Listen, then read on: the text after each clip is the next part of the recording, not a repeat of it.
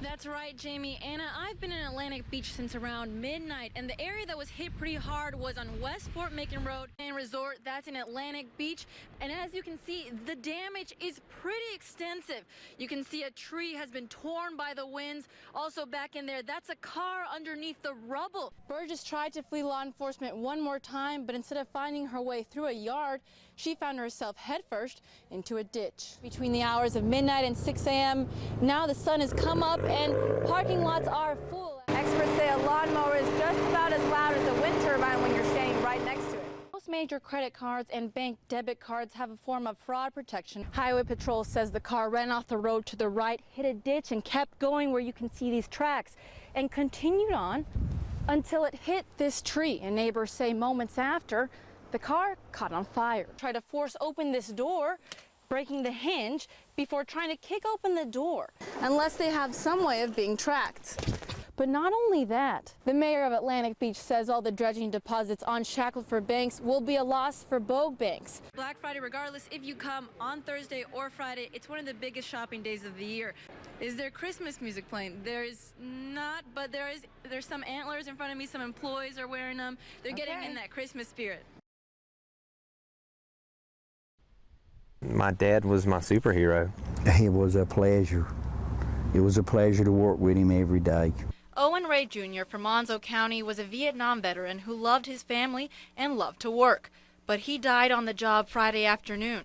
He owned a Jacksonville construction company. When it came to heavy equipment, he was the best. It doesn't matter if I say it, if a stranger says it, you know, from the outside looking in, he was the best. His family says he was always happy to work with his brother-in-law. He was excited to be doing heavy equipment work because that was his huge passion. But on this particular day, clearing out this land was his final job. This was one of the most freak accidents I have ever seen. A neighbor tells me it looks like a tree got stuck in the claw of the excavator, and when Owen Ray tried to pull it down, the tree landed on top of the machine. I was near him on another machine and could not do anything about it. A fatal accident his family wishes hadn't happened.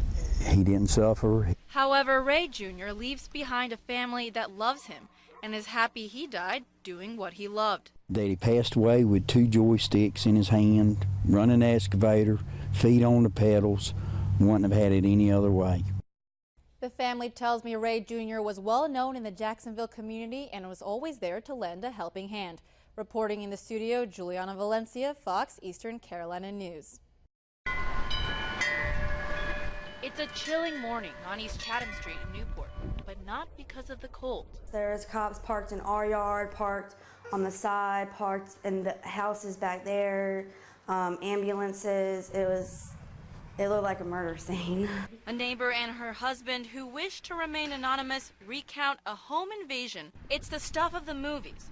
Newport police say 2 men in black hooded sweatshirts broke into this home, ordered everyone on the floor. As the victims started getting up from the floor, one of the hooded men started shooting.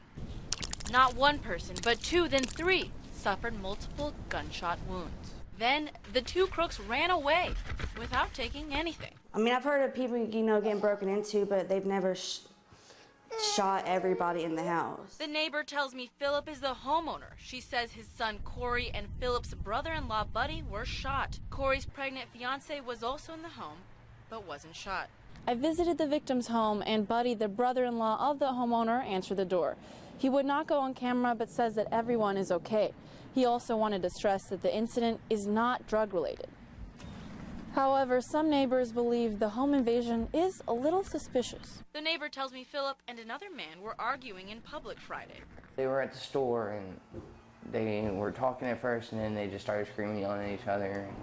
The guy did threaten Philip, and it's really weird that, one day you're at the store and you're in a confrontation with somebody, and the next night your house is getting broken into. And the guy did tell Philip he knew where he lived. Police say the 2 men are still on the run. In Carteret County, Juliana Valencia, News Channel 12. James is your typical 3-year-old boy. Push it down. You can do it. He likes race cars, has a favorite stuffed animal, and loves hanging out with his dad, Michael Whitley. What makes James not so typical is the fact that he lives with his dad in a home without water or power. Just hadn't had no job and no money to pay the bills. Earlier, when weather got bad, they stayed at their neighbor's house. Cause we done that there at the beginning until I got the heater and stuff. Cause no, it was just no need to stay here. Let him freeze to death. Whitley says they lost water about 4 months ago, and their power got turned off before Christmas. They've borrowed a kerosene heater from their neighbors, and they heat up food on top of it when they can. But the worst thing now with no power, the only way I got to heat water right now, I'm on that kerosene. With the cold, they've used blankets to block off some of the house to keep the heat inside the bedroom and kitchen. If I was trying to heat the whole trailer, no, I'd be lucky it'd be 50 degrees in here probably. Whitley says he's tried looking for jobs with no luck. Like I say, the main thing is having gas money to get out to look for one, or either having a telephone to call people and look for one. My toe was. Yep. As a single dad, Whitley and James do everything outside, together, even get water. But before they step out into the cold, Whitley puts on James's coat and his favorite hat. Since Whitley doesn't have water, he comes to this store and uses their hose to fill about 20 jugs of water each time to use in his home. It's not too bad, cause at least it gives us water, way to get a bath and flush the commodes and stuff. The two bring back their water jugs in their truck. Whitley hasn't been able to pay the rent in months, and his landlord has said he'll have to move soon if he doesn't pay up. But Whitley worries if he doesn't figure out something soon, the two will find themselves not only without heat and water, but without a place to live.